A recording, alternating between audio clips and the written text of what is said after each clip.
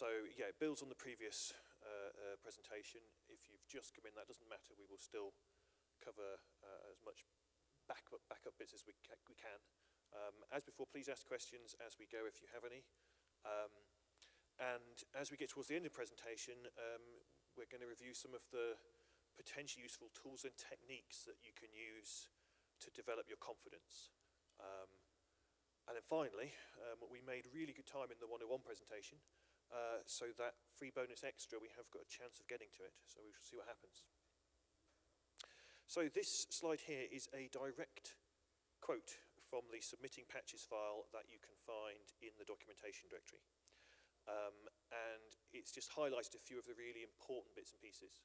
So firstly, that your summary is such an important part of the patch, because that's, I mentioned before that you should delete emails where the subject does not interest you. So does everybody else. So if you write a bad subject line, you'll get far less reviewer exposure. And so in 70 characters, you need to be trying to describe what the patch changes and why it might be necessary. So it's like trying to write a really good tweet with even fewer characters. It's important that you have your patch and your tag in the subject so that people can figure out what's going on. There's an interesting phraseology here. It says, patches may be numbered like this. Now, in reality, I think you will get beaten up if you think, oh, may means optional, I might do it some other way. Don't innovate in how you number your patches. Do it like that. And the other key thing, I think we drilled this quite hard in the 101 session, but the commit message is a really important part of the history of the kernel. There is a command in Git, which is very engagingly called blame, which can be used to look through who has changed what line in what file. And if somebody is reading code that you have contributed to or modified, and they can't figure out, if it looks like you've done something really crazy, they will use git blame and they will use it to pull out the commit message maybe 3 years after you wrote your code. So the commit message is part of the archaeology of the system to help people understand and maintain it. And because maintainers know that they will have to mine through this history to understand how the thing came about, they do care very much that the tools they're going to have for archaeology really, really work. And so here's a, this is actually, I said that maintainers will help people. This is a great example of a maintainer helping somebody. So it doesn't really matter who has sent it, but he's put in a submit message, commit message, and it's not really very clear. It's a bit jargony. It's describing these blinks and everything else. It doesn't say what the problem is. So it says what the patch does, but it doesn't offer any clues as to the motivation behind it.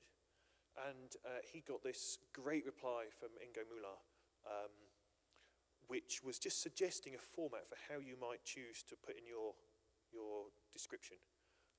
Currently the code does this, and that's bad because B. We can solve this or we can improve this by doing C, and that works because D. And I've noticed this in almost all the patches I write now. Pretty much all of them start with the word currently. I don't use exactly this form, but I start currently and I describe the behavior that I don't like, and that's the first thing that goes into my commit message. So that if somebody's reading it, the first thing they know is what I don't like and why I might be interested in fixing it, because the first thing they need to check is if they don't like it as much as I do. So it helps people flow through things. It makes your patch justified and clear. So that's both a really nice example of the fact that maintainers do help people. That they're not there to make your life harder. They will help. They will provide advice on how to improve it. Sometimes they won't invest very many characters to give that advice, but they will be there and they will advise you as much as possible. And here's an example of a really good commit message. So we've got a fairly narrow subject line, and it just says, these ports are 8-bit wide. And then it's explaining that those ports really are only 8 bits wide, and so we need to modify a particular property in the device tree to avoid what's going to happen. It also describes what would happen if you don't have this property there, which is effectively that your SD device would run at half speed. We mentioned this before, that if you have a comment to which you have not replied, it is assumed that the comment is correct. And it's a uniquely brilliant way to annoy maintainers. to not listen to the advice they give and just to keep reposting the same patch with the same mistakes in it. It's one of the fastest ways you can cause people to not want to review your patches anymore. And this is an example. Again, Mark Brown, who is wandering around Connect, he's a lovely fellow. He has been nice enough to point out, I mean, he could just choose to ignore it. He's actually been generous enough to quote his previous reply and ask the person not to ignore it anymore in the future. So again, you can relax a little bit when you're upstreaming. It's a good idea to follow as much of the advice as you can. But people aren't there to make your life hard. And if you think about the work Mark has to do that, he's got to say, I remember this happening before. He's then got to go find the email that he sent. He's then got to copy bits out of the message. All of that is work that he doesn't have to do. He could just ignore the message. But he chooses not to because, again, people don't become maintainers because they hate the human race. Again, in the previous session, we discussed this idea of clarifying comments, that if you don't understand a comment from maintainer, it is perfectly okay to seek clarification. And this was an example simply of somebody who was asking for that clarification it's just a good example of somebody doing it. They've got a slightly short reply. I mean, again, maintainers are often extremely busy with a lot of email, and they will send the shortest reply that they think is enough to get the message across. And sometimes that's not quite enough for people to follow what they say. And so this was just a clear thing. So I'm sorry, I don't quite follow you. He's then gone for an interpretation. He suggested, is this what you meant to say? Or is this what you'd like me to do? Because again, that's a very quick thing to say. If you say, is this what you want me to do? Then somebody can just go, yes, and they're done. So the way you reply to things and the way you make it possible for people to give you the easy answer quickly is important. And then, of course, the final bit is this man. Can you explain more? If I have misunderstood this, could you possibly put some more reply in? And I remember I went back to look at this thread, and yeah, that's exactly what they got. The maintainer provided them a longer reply, and I don't remember when, but the driver has eventually got upstream. This is a good habit. It's one that doesn't actually come naturally to many people. That although I've already told you now that it's assumed that if you don't reply, that means the previous reply was correct. For review comments, it's still good manners to acknowledge the request fairly quickly and just say, yeah, that's fine, I'll do that. You can see it's 2 words, will fix. And that's, it seems terse, but that's actually quite good manners. That's saying, I've listened to you, it makes sense, I'm going to do what you've asked, I will fix it. You don't have to be really wordy, but it is just nice to say, I mean, a lot of people are just in the habit of writing ACK. Will fix is another nice, quick way to type it, but it just is a way to acknowledge the work the reviewer has done for you. This is an example of what not to do. This was quite a famous thread in its day. So you can see here that essentially somebody has said that they can't see any other way to solve the problem, and that this is the way that the ARM kernel describes it. And this was essentially a debate about whether you should introduce an alternative to device tree. And the maintainers were pretty much adamant that no, we've got device tree, we don't want a second way to describe hardware, it's a really bad idea. And you get this kind of flamey response, can you prove to me that you don't want this code, that you represent the entire community, etc., etc.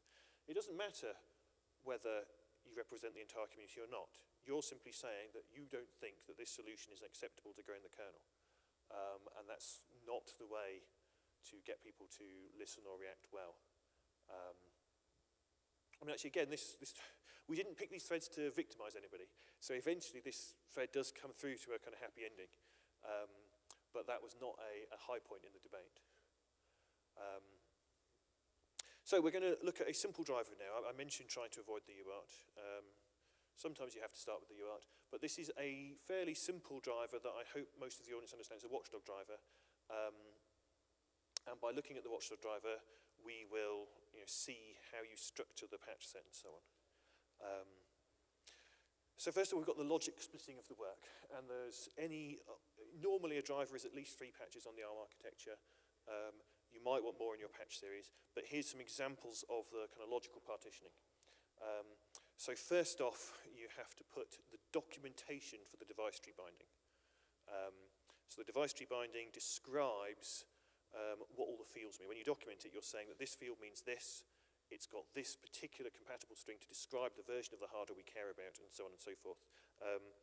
The nice thing about device tree bindings is there's lots and lots of existing device tree binding documentation. The secret, of course, just like the entire rest of the kernel, I hope you all know this, the secret in the kernel when you want to write a driver is find one that has been added recently and the maintainer liked, copy it, and then port it to your hardware. So I mentioned again the 101 session the value of looking through and watching the mailing list. And that allows you to spot that driver that went through really easily and was exactly what the maintainer wanted, and you can take it through. Now there's a risk when you copy drivers, which is that you copy an old one that was in the kernel 2-3 years ago, isn't quite up to the thoroughly modern standards, and then you copy the mistakes from it, and then the maintainer will tell you to change them, and you're really cross because I actually just copied somebody else's code in the first place. That's one of the reasons why you look for the most recent drivers to go in if you can. You can look through the mailing archives if you haven't been filtering for very long, but it's a good idea to find, which drivers have come in recently. You can do this with Git, you can do it by Google on the mailing list, but you look at which drivers have been added to the subsystem recently, especially ARM drivers that have been added to the subsystem recently, and see how they worked with the maintainers and how easily they went in. And that will give you a sense of which driver to copy. So you have the device tree driver binding documentation. If you had some uniquely innovative watchdog, you might have to change the framework. Now, you would not put the framework changes and the driver changes into the same patch, because for a start, the framework changes are going to have a even higher quality level than a straight driver, because you don't want to make a badly designed framework. So the maintainer is going to pay a lot more attention to framework patches. So you definitely want to pull that out so it can be considered separately, and made sure that the feature you're adding is exactly what people want. The driver itself and any associated build plumbing are a single patch. So you wouldn't ever add a C file and then add a make file later, because that has no value. You would always add a make file at the same time as the driver that is involved in it. You might choose to update defconfig. So a lot of the time, the defaults work, but if you're adding a new driver on all the modern, multi v7 def config or ARM64 kernels, there's one def config for many, many boards. So you might well want to go in and enable your driver in the critical def config files. Like I say, for 32-bit ARM, that's usually multi v7 def config these days. For ARM64, there is only one def config. It's a big change when you move from ARM to ARM64 and find that there's not this directory of 200 def configs for different devices. There's just one def config. And you might want to update it. And then finally, you'll want the DTS changes to enable the driver. Now, that logical split has a number of useful things in it, one of which is that it's every bit of code that's affecting different maintainerships. The DT bindings are maintained by, in this case, the DT team, and to some extent, Wim, who is the maintainer for, I'm going to assume I've said that wrong, it's going to be Vim, isn't it? Vim, who is the maintainer for Watchdog. He's also got a reviewer to help him, which he would put on CC. But then when you hit the def configs, they would tend to be reviewed and maintained either by, if you're on the ARM, the Mac directory for your platform, or possibly the arm-soc team. Especially on ARM64, I think it goes to the arm-soc team as well. And again, the DTS additions tend to be looked at by the arm-soc team and other people. So that's a useful split, because the right reviewers can now look at just their patch. Some of them will look at the other patches in the series, but they can focus on the patch that really matters to them. And there is another reason, which is that if different maintainers take the different patches, there will not be merge conflicts. One of the things that makes Linus Torvalds very happy is when maintainers do pull requests and there are lots and lots of nasty merge conflicts. So maintainers work together to pick patches and logically sequence patches so that they merge nicely together at the end of the process. So in addition to all the aspects of ownership, there are also process aspects, and it just makes life much easier for the maintainers to have them split like this. I think we have an example of this one. So this was a real example, and it's actually quite an old example. It was before device tree was really common. So this is what was actually sent, this bit at the top. So we had the raw watchdog driver, and we had the watchdog configuration, so the def config changes. So just to give you a clearer illustration, this is a more updated version of how you would have structured the same patch on a modern kernel. You would introduce the device tree bindings, then you introduce the driver, then you update the def config, and then finally you put it in the DT so that it works at runtime. So throughout the rest of this example, you're going to see only 2 patches. But to be clear, if you're working on ARM64 Enterprise, again, you might not be using def config. Might not be using device tree, because they tend to prefer things like ACPI and things like that. But yeah, so what you want to be sending is that nice sequence of three patches: the covering letter and the 2 real patches. And we have the git format patch command to do it. So you say, I want a covering letter. I want you to put it in this directory, so that I can pick it up later. I have to admit, I don't use -o very much myself. Patches don't need to be kept. Once you've sent them, they're sent. You don't need them anymore. So I tend to create them in my current directory. I create them, I send them out, and then I delete them. They're done, I don't need them. I can regenerate them with format patch again if I do. You've then got 2 and CC and everything else. And that's the commands you use. I mean, I recommend putting that command in a text file for yourself somewhere, because when you do V2 and V3 and V4, you'll want to use the same command again. So for as long as you have a patch set that's alive, keep a text file describing it somewhere so that you can copy the commands used to do the generate and format and everything else. So I personally have a tool to help me maintain it that I wrote myself, but that's kind of irrelevant. You just need to find a way so that you keep those commands ready, because it actually takes quite a long time to search the maintainers for 3 patches, 2 patches, 4 patches, and work out what you want to put in the 2 and the CC and everything else. It just take a few minutes, and it's definitely worth preserving that work for the next version. And the result is that you get these files sitting in your file system ready to go and ready to be sent through checkpatch. The covering letter will be blank, so its title will be blank and the content will be blank, and you go and fill it in. Again, I keep that in a text file separately, and I have an automatic tool to go and search for the markers in the template to fill it in, because I don't want to have to keep rewriting the covering letter each time. So you fill it in. It has this summary of what you've changed, which I was saying earlier. If you're filtering for work that you've done, you can search for these kind of words in the body, because other people will be following the same properties, and when they change a file, that's how they'll be doing it. So again, that helps maintainers work out how complicated the patch is. It's the lines of code involved. So that's what the numbers are, and it's keeping track of all the work that's happening. So you have your first driver, you've got your nice subject message, you've got your commit message. This reviewed by is perhaps a grey area.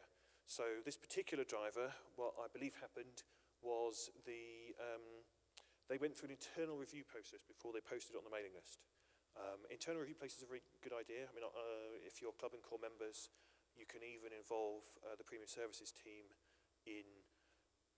We won't do it for every patch you send, but if you're new to Upstreaming, we can help you with kind of mentoring and checking of your patch so that you can gain confidence. And that's clearly what's happened here. So Marcus wrote it, and before they sent it on the mailing list, Matt had a look at it. Some people view this as bad practice for a V1 patch. They would rather it got sent out without the reviewed by, and then Matt added it himself publicly so everybody could see it came from Matt. But that's what actually happened. So we've left it as it actually happened, but you may choose not to add these reviewed bys in the first iteration of the patch.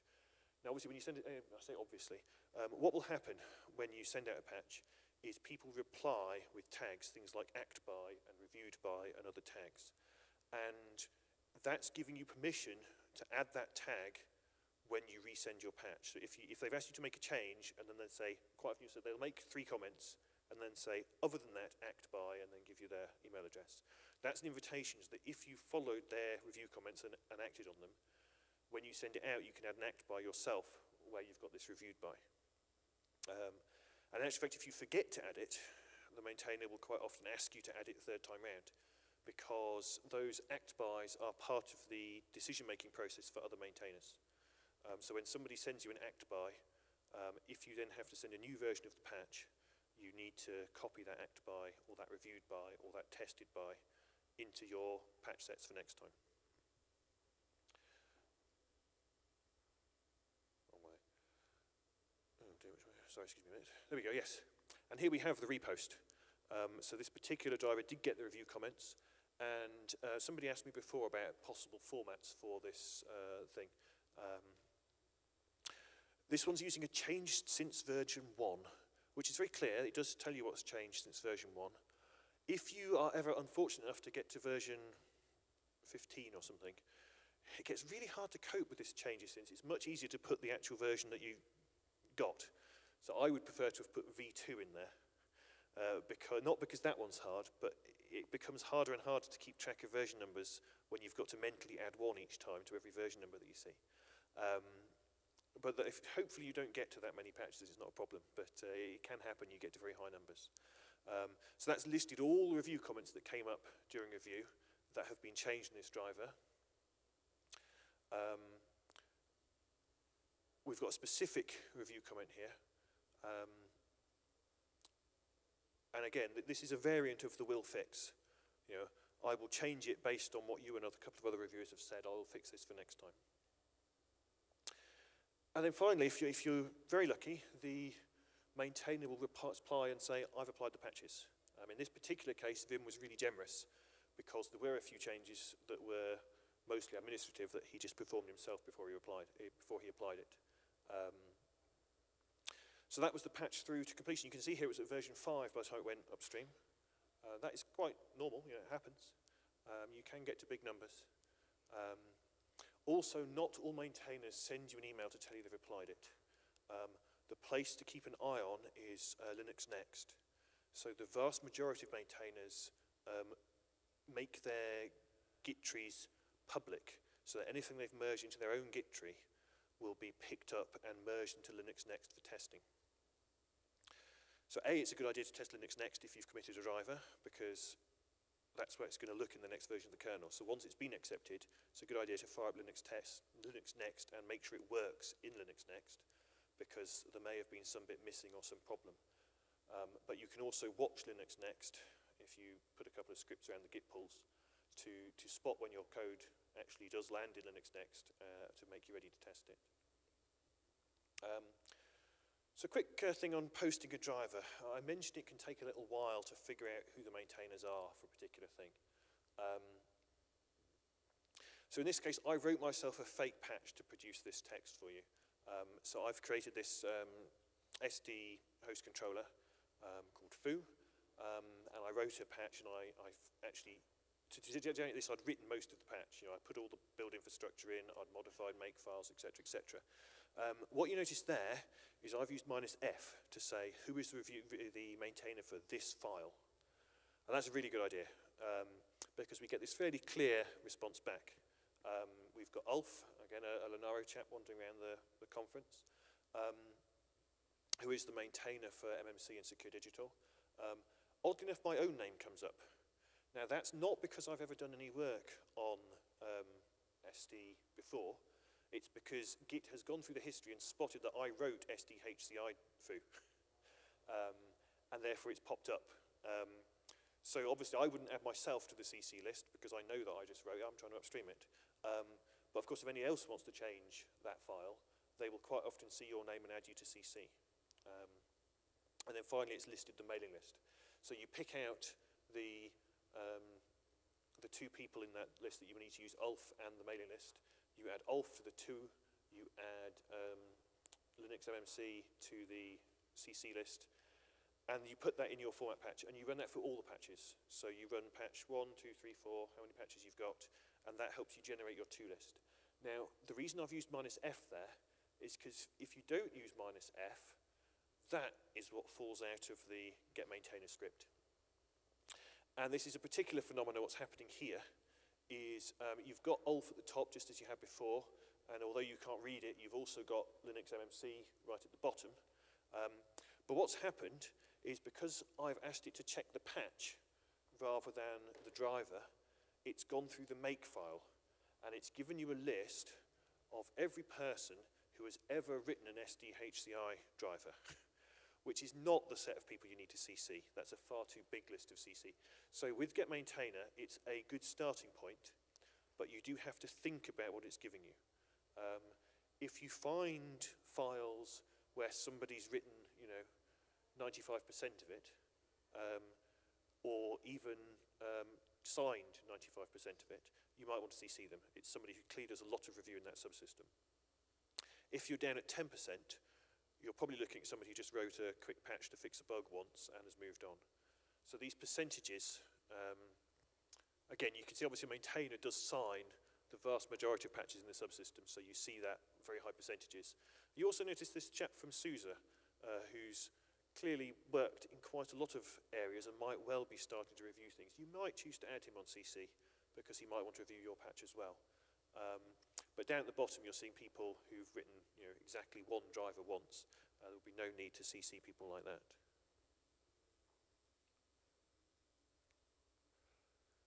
Okay, so that's the end of the examples for now. We will come back to an example at the end if we're doing well for time. But we're now going to look a bit more at tools. Now, just to be, actually, if there's any questions at this stage about the examples we've looked at, it is a good time to break for questions. I can see the gentleman is just running down with the microphone as we speak.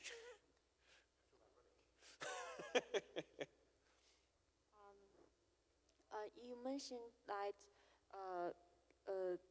Git format patch with /tool and /cc. And my question is why we need to include the tool list and the CC list in the content of patches? Why? Why I need to be sure of the difference between 2 and CC, do you mean?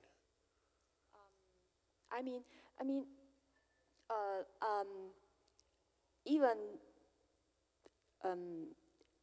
we include the tool list and the CC list in the patches, in the content of patches. We also need to configure tool list when sending the patches, right? There are 2 ways you can include somebody as CC on a patch. This is true. You can use git format patch -cc, and that will add them to the whole of the patch series. So if you want somebody, no, first thing with the difference in 2 and CC. So 2 is the person you expect to take some action, typically a maintainer. And there are maintainers who, if they are not in the 2, assume you're talking to somebody else and don't take any action. If you add maintainers to the CC list, some of them will not assume that you would like them to take any kind of action. So you put maintainers in the 2 list if you want them to take action for the mail. But CCs are a little bit more complicated.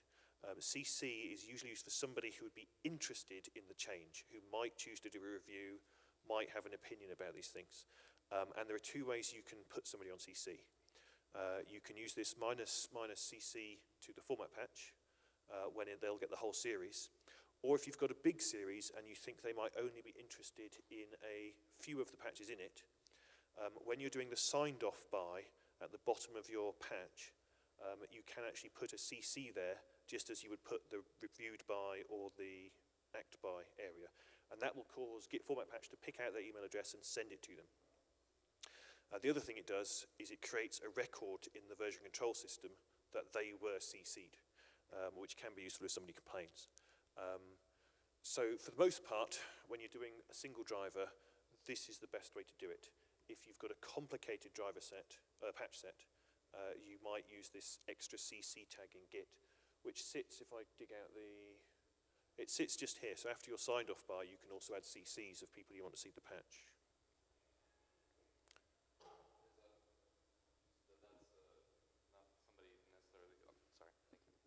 You said that's not somebody who you necessarily expect to take direct action, since that's on CC? Yeah, it's somebody who might be interested. I mean, one way that some people choose to get involved in kernel development is to watch a subsystem and contribute reviews.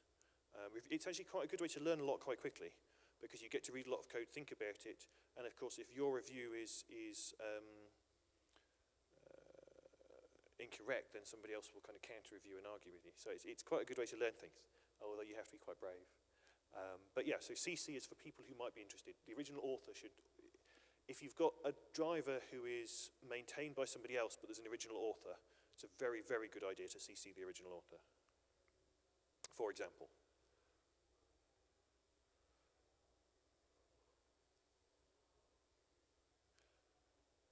Okay, so we're going to look at a few techniques now. Many of the things we've talked about are ways to avoid boring mistakes, and you should do them. When we're talking about the tools and techniques, nothing here is mandatory. These are all techniques that you can use to give yourself more confidence working with the community. So the maintainers don't care if you're using any of these tools. If your code is correct to the right standard and appears to be properly tested, they don't care if you've used these tools. So it's not up to me to say use these tools. It's up to you to kind of intelligently and critically listen and see which of these techniques fits the way you want to work. So with that disclaimer, we've already talked about the mailing lists, and particularly the use of the special Gmail account is an idea. It's very optional. It might not be the best thing for you. I love it. I think it's a great technique, but it's optional. But I'm going to move on to this point now and talk about source navigation. So source navigation is a really, really important skill for anybody who's contributing to something as big as the Linux kernel, because it's the only way, in my opinion, you can learn enough of the kernel in the sections that you're working on to actually have opinions about how things should be done. You know, if you can browse the kernel quickly, not least if the maintainer asks you something, you know, they offer a question, then you can provide an answer, because you can go through the source nav and find the line of code where this happens. You know, that's the sort of thing. You know, when a maintainer says, "Are you sure if it's safe when this happens?" Then you've either got to show that it is safe or that it doesn't happen. And you can only do that by diving through the code and looking at all the code paths that lead up to a particular function call, make sure they have all certain properties guaranteed. It's the source code that helps you find that out, and it makes you dramatically more productive if you can move around the source code quickly. So I would simply say that you should be absolutely sure to have at least one, possibly more, indexing tools integrated into your personal workflow. Even more than that, the kernel build system includes support for various types of code navigators and indexers. Now let me just talk about a quick problem that you get here, particularly with cscope, is that if you ask cscope to index the Linux kernel, it will index all, I can't remember how many there are, 20-something architectures. And there, if you then look for how spinlock works, spinlock lock, you'll have to wade through 20 different implementations, which if you're trying to write a portable driver can be really useful, because of course the spinlocks don't all work the same in all cases. But if you're trying to follow how a particular thing works on a particular architecture, it's just in your way most of the time. If you want to know how the ARM is going to behave, it's in your way. So if you use one of the supported indexes, which the make system knows about, it will automatically exclude the other architectures, which for the most time helps you get through more quickly and helps you form mental models more quickly. So you can pick ctags, you can pick cscope, you can pick GNU Global. They're all different levels of power. Some can search for who defined a function, others are just looking for symbols. I have a favorite. I have a favorite that I like. If you have a favorite that you like, use that one. If you don't have a favorite, my suggestion is to start with cscope, which is a fairly elderly source navigator these days. But it's, you know, it does a good job on the Linux kernel, and it's able to do called by and called checks. It's also able to find out who includes what header files, which can be really useful. So it's not the best source nav there is, I suspect, but it's a sane default to start with.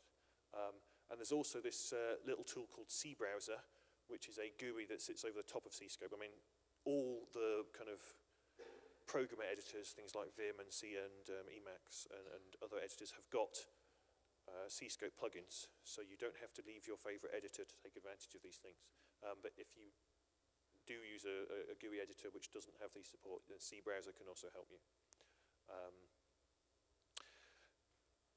I said more than one source navigator. Now, when you want to look at a really big picture, possibly you want to step forwards and backwards in time. You want to see how an API evolved. The web source navigator, the Linux is a huge project. There's lots of it covered on the web. So the web-based source navigators are a really good tool in your arsenal for two reasons. One is if you have to come to a conference like Connect, you might have taken a travel laptop with you or a Chromebook and you haven't got your workstation. So when you're having an argument in the corridor, a web navigator is definitely going to be your friend. The other one is that facility to step forwards and backwards in time. So if you use something like LXR, Linux cross-reference, that one tends to have everything since 3.10 index, and you can click on the version you care about and things like that. There's one final fly in the ointment for source navigation, and that is caused by an element of the Linux coding style, which holds that it is a mistake to use typedef for structures. So that's why in the Linux kernel you almost always see it struct name rather than having a typedef to rename the struct to something else. What that means, however, is in header files you get these kind of lines where, because virtual container is a pointer, you don't have to have the full definition of the structure, and that makes this technically, and I've forgotten the technical name in the C standard, but it makes that a declaration of the virtual container symbol. And so when you say what defines virtual container, every single function that uses a virtual container comes up. This is a particular problem in C-Scope, and it's fine if you're using an obscure structure, but if you're using something like kobj, which is all over the kernel, if you're trying to find the definition of kobj and you see every single function that passes a kobj, you'll never find it. And at that point, you simply fall back to grep. You can use git grep, which will search through the whole subtree for the directory you are currently in a Git repository. So if you're in the top directory, it will search everything. It's a good trick to move to include, because if you're inside the include directory, you don't have to search as much code. And you look for the struct and the opening brace, because that's the shape that all structures that are defined are in the Linux kernel.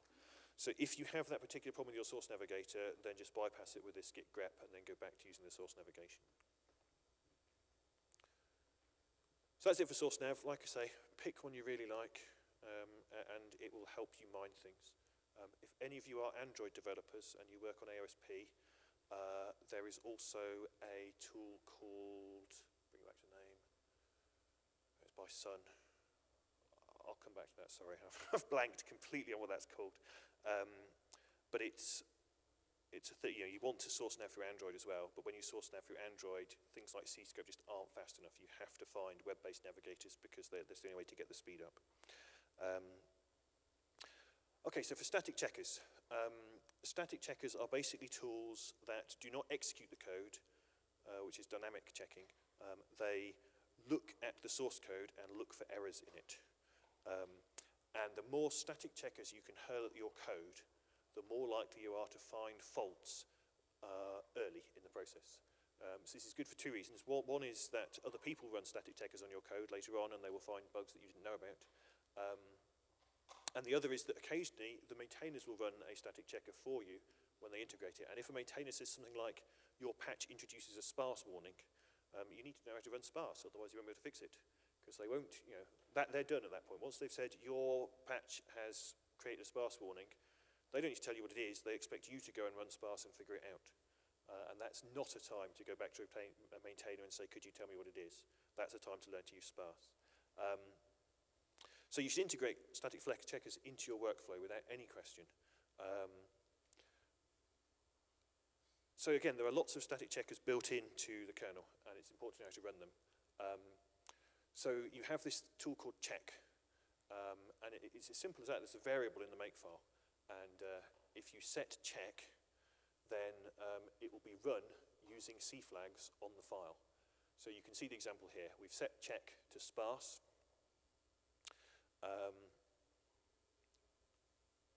And it's called with all the C arguments. So your static checker or a wrapper script needs to know how to parse all the various arguments to find and process the header files. I mean, it's important to get all those, because otherwise you can't run the C preprocessor. And if you can't run the C preprocessor, you can't actually statically analyze properly. So you have to have most of the C flags anyway. But W error can be a good one. Some static checkers don't understand W error, and you have to put a wraparound to get rid of it. Sparse, semantic parser. The key feature of sparse is an enriched type system. So I can give you the really classic example in the kernel. It is a bug, a nasty potential security bug, to dereference a user pointer directly. But it's the same size and the same type, usually, as a pointer to kernel data.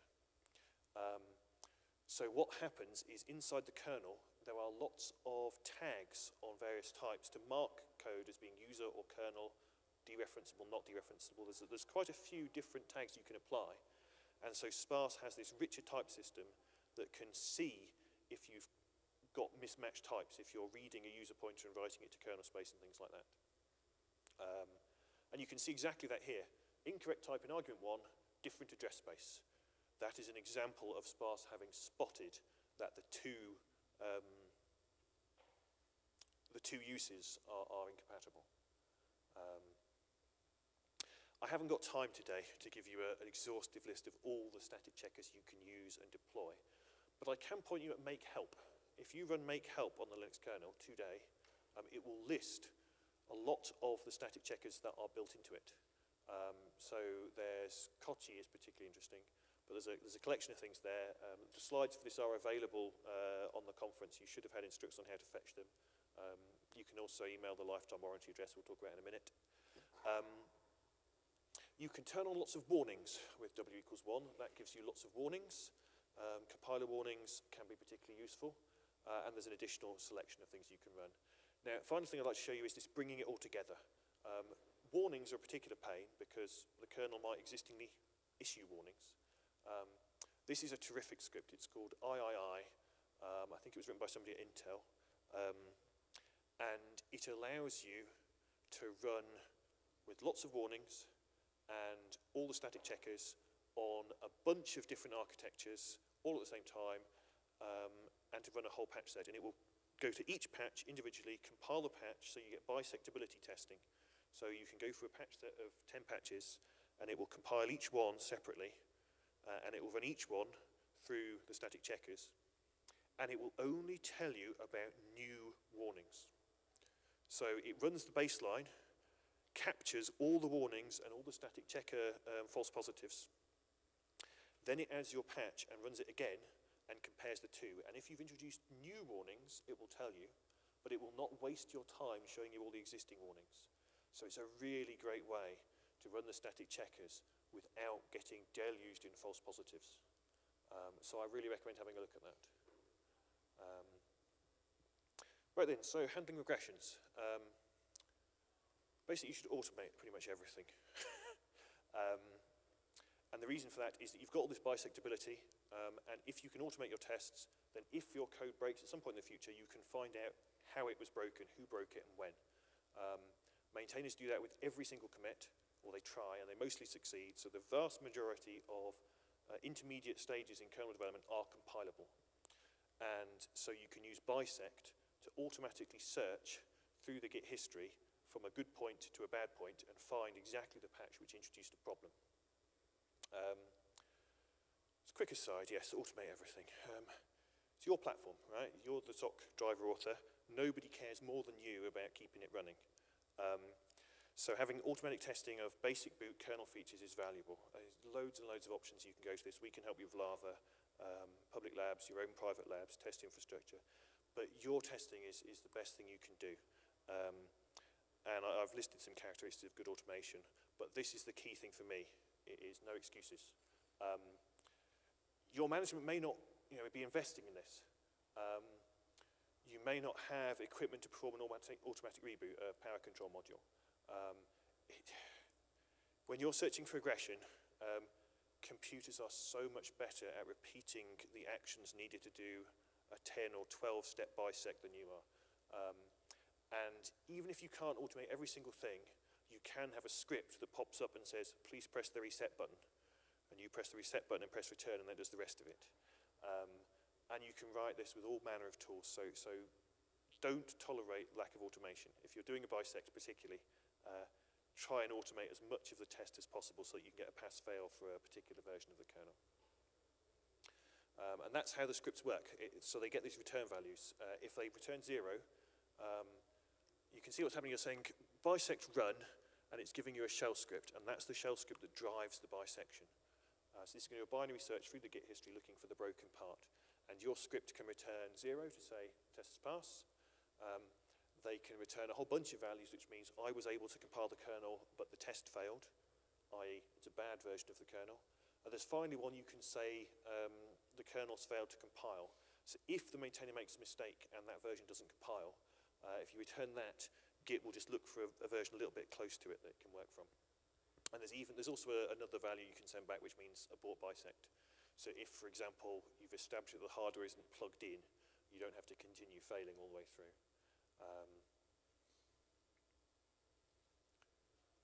Which way am I going there? So I'm going the wrong way. Beg your pardon?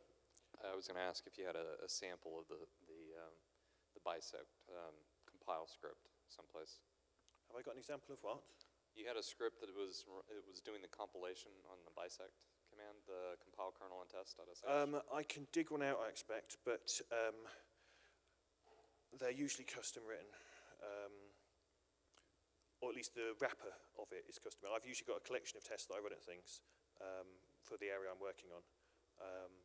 But the wrapper I quite often just hand dry. It doesn't take that long compared to the amount of time you're going to spend bisecting. So I keep going the wrong way here. So that draws us to the end of the presentation. Once again, I have to offer this limited lifetime warranty. It's actually Linaro that's limited, not the lifetime warranty. Yeah, and anybody in here has any questions about what we've discussed today, send it to support@linaro.org. It would really excite me to say, I was at Las Vegas 16 and I had this question, I'd like some help. Yeah, I'd be very happy to receive that email and to help you. So with that, thank you very much for your attention.